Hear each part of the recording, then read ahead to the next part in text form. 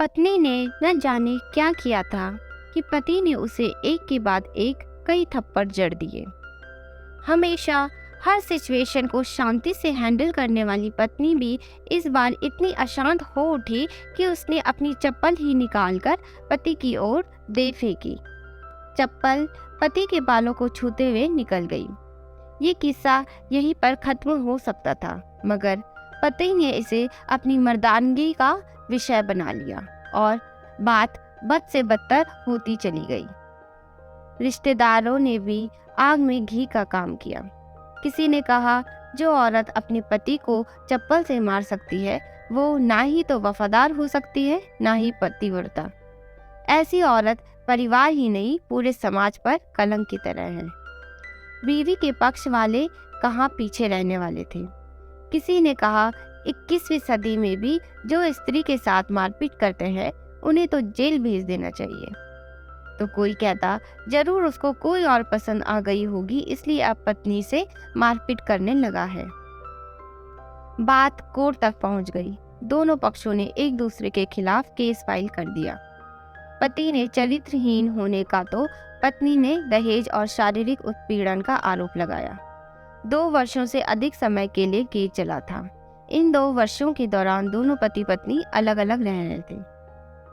इन 2 वर्षों के दौरान दोनों पक्षों में समर्थकों की संख्या कम हो गई थी। पहले जहां दोनों पक्षों में समर्थकों का समूह होता था, अब गिने चुने लोग रह गए थे। पति और पत्नी दोनों की आर्थिक स्थिति भी इस समय के दौरान नीचे गिर चुकी थी। जिन्हें वो अपना शुभ चिंतक समझ रहे थे, पैसे की बात आते ही उन्होंने भी अपना पल्ला झाड़ लिया था। अगर कोई देने को राजी भी हुआ तो मोटे ब्याज की शर्त पर।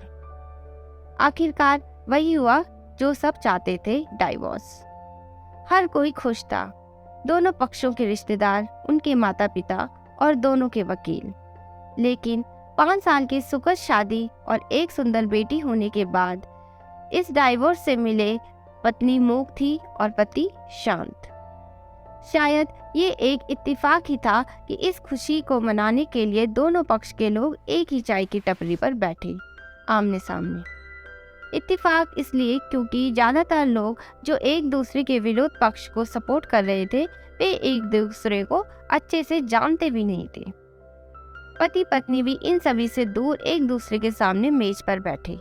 पत्नी ने पति से कहा, अब तो खुश हो गए ना, तुम्हारे मन की जो हुई है, मुबारक हो। तुम भी तो आज जीत गई हो। मुझसे तलाक तो तुम्हें भी मिल गया होगा, कॉन्ग्रेचुलेशंस टू यू। पति ने कहा, तलाक को तुम जीत का प्रतीक समझते हो? पत्नी ने पूछा। पति चुप रहा। थोड़ी देर की शांति के बाद पति ने कहा, मुझे तुम्हें 5 लाख रुपए और हर महीने 8,000 रुपये देने का आदेश है। अभी मेरे पास पैसे नहीं है, इसलिए मेरा जो सिटी में फ्लैट है उसे तुम्हारे नाम कर देता हूँ। पत्नी बोली, लेकिन उस फ्लैट की कीमत तो 18 लाख की है। हाँ, लेकिन हमारी बेटी तुम्हारे साथ है और आगे जाके उसके खर्चे भी बढ़ेंगे, तुम्हें थोड़ी आसानी होगी। पति ने कहा, नहीं, मुझे सिर्फ 5 लाख ही देना और तुम हर महीने 8,000 तो देने ही वाले हो, मैं मैनेज कर लूंगी। अगर 5 लाख नहीं है तब भी कोई बात नहीं, पत्नी बोली। दोनों फिर से शांत हो गए। पति सोचने लगा, कितनी भोली और समझदार है ये औरत जो कुछ समय पहले तक मेरी पत्नी थी और अब अनजान। ये वही है जो कम से कम खर्चे में घर चलाती और पैसे बचाकर मेरे जन्मदिन और बर्थडे पर हमेशा मेरे लिए नए कपड़े खरीद लाती।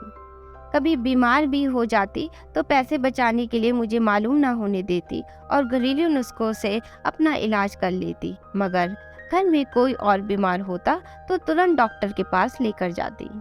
मेरी ही मति मारी गई थी, मैं ही अपनी झूठी मर्दानगी के चक्कर में इतनी बड़ी गलती कर बैठा। पत्नी के दिमाग में भी उथल पुथल चल रही थी। अभी भी वैसा का वैसा ही है, पहले भी खुद से ज्यादा हमारे बारे में सोचता है और अब भी वही कर रहा है। ये वही आदमी है जो मुझे एक्सीडेंट से बचाने के लिए खुद मोटरसाइकिल के आगे कूद पड़ा था और अपनी उंगली तोड़वा बैठा था। पता नहीं कौन सी मनहूस घड़ी में झगड़ा कर बैठी। पति ने मौन तोड़ते हुए पूछा, अब तुम्हारी कमर का दर्द कैसा है? ज्यादा तकलीफ तो नहीं होती? पत्नी हल्का सा मुस्कुराई और बोली, अभी भी होता है, अब तो पेट में भी क्रैम्प्स आते हैं। वो तो होगा ही, तुम योगा और कसरत भी तो नहीं करती। अब किसी गायनोकोलॉजिस्ट को जरूर दिखा देना, पति ने कहा। तुम बताओ, तुम्हारा अस्थमा कैसा है अब? क्या अब भी दौरे पड़ते हैं?